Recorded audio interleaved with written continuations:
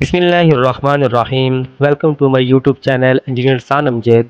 PPSC की preparation के लिए हमारी सब्जेक्ट वाइज सीरीज जारी है। हमारी आज की सीरीज़ है civil engineering material and construction techniques.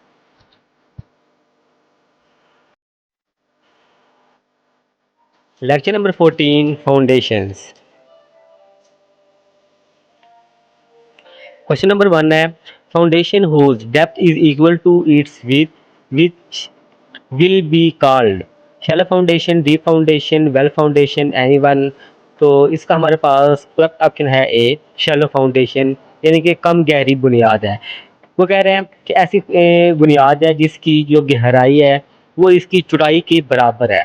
अगर आपने याद रखना है, अगर किसी भी बिल्डिंग की जो गहराई होगी वो इसकी चौड़ाई के बराबर होगी या इससे कम होगी तो वो शैलो फाउंडेशन कहलाएगी, यानी कि कम गहरी है।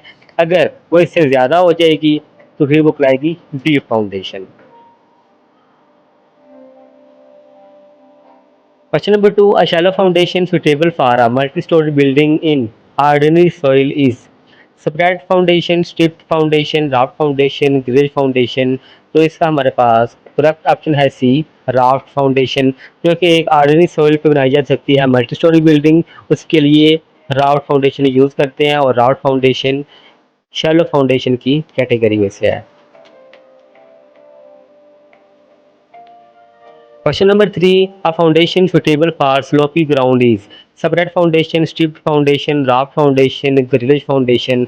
तो इसका हमारे पास करेक्ट ऑप्शन है बी, स्ट्रिप्ड फाउंडेशन। जैसे कि नाम से ज़ाहिर है कि एक स्लोप आ रही है तो उधर हम इस तरह की फाउंडेशन बनाएंगे। तो इधर आपको जितनी भी नज़र आ रही हैं ये सारी की सारी शैलो फाउंडेशन के ताल्लुक रखती हैं। Raft foundation is a type of foundation. Grillage, deep foundation, shallow foundation, pile foundation। तो जो राफ्ट फाउंडेशन है ये शैलो फाउंडेशन से ताल्लुक रखती है। हमारा करेक्ट ऑप्शन है सी, शैलो फाउंडेशन।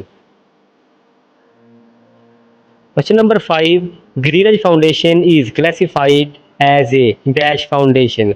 अब वो कह रहे हैं कि जो ग्रीलेज फाउंडेशन होती है ये कौन सी कैटेगरी से है, तो ये भी हमारी शैलो फाउंडेशन से है।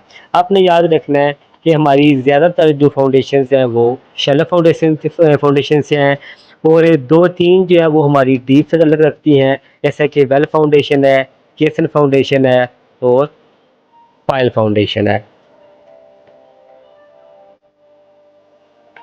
क्वेश्चन नंबर 6 है formula to determine width of the foundation when the applied load and bearing capacity of soil is known.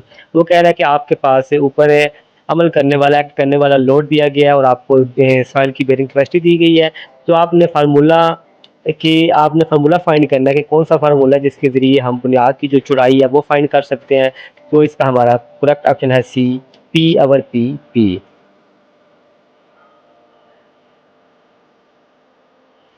Question number 7, formula to determine depth of the foundation while bearing capacity, density and angle of repose of the soil is known। पिछले question में हमने with जो है वो design की थी, उसका जो फार्मूला है वो ढूंढा था। इसमें हमने गहराई मालूम करनी है, तो गहराई मालूम करने के लिए हमने फार्मूला ढूंढना है। उस फार्मूले के लिए हमें डाटा में उसने क्या क्या दे के जाना है, bearing capacity, density and angle of repose. इसमें हमारा करेक्ट ऑप्शन है A, D is equal to P P over W ten to one minus sine five our 1 plus cos phi।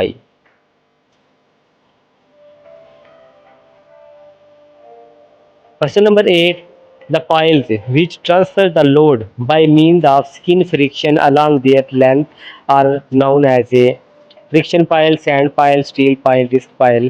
तो जो रगड़ के साथ जो लोड है वो नीचे ट्रांसफर करेगी तो उसको हम बोलेंगे friction pile. Question number 9, soil having particle size 0.06 mm to 0 mm is termed as a clay, silt, sand, gravel। इसका हमारे पास करेक्ट ऑप्शन है C, sand. Question number 10, the ratio between ultimate and safe bearing capacities of soil is termed as a bearing ratio, safe ratio, factor of safety, save ultimate ratio. तो इसका हमारे पास correct option है सी, factor of safety. जब भी आप ultimate load को safe bearing capacity पे तकसीम करेंगे तो आपके पास फैक्टर ऑफ सेफ्टी आ जाएगा। Question number 11, for ordinary soil the factor of safety for bearing capacity is taken as A. और वो कह रहा है कि एक आम सी मिट्टी के लिए, सॉइल के लिए फैक्टर ऑफ सेफ्टी कितना होना चाहिए? 1 से 3, 3 से 5, 4 से 7, 5 से 7। इसका करेक्ट ऑप्शन है हमारे पास बी, 3 से 5। Question number 12. The method of improving bearing capacity of soil is stabilization, compacting, rolling, all of these. तो इसका हमारे पास करेक्ट ऑप्शन है D, all of these. Question number 13. The moving of water from the foundation of building is called escaping, watering, dewatering, sinking.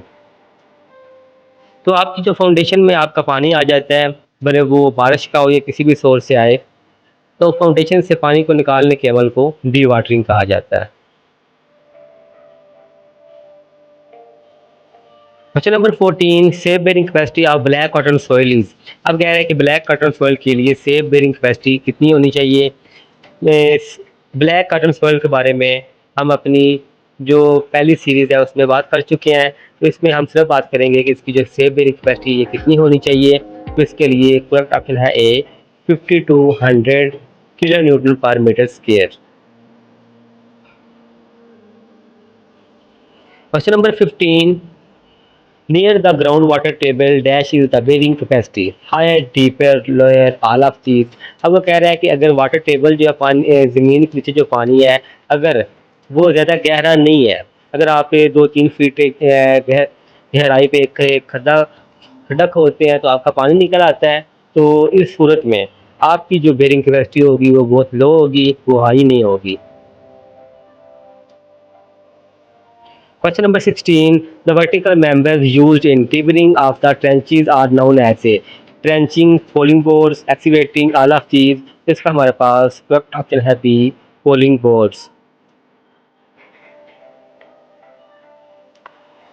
Thanks for watching. Video को like करें, share करें, comment करें, तो चैनल को subscribe करें। तो इंशाल्लाह मिलते हैं हम अपनी नई वीडियो में, तब तक के लिए अल्लाह।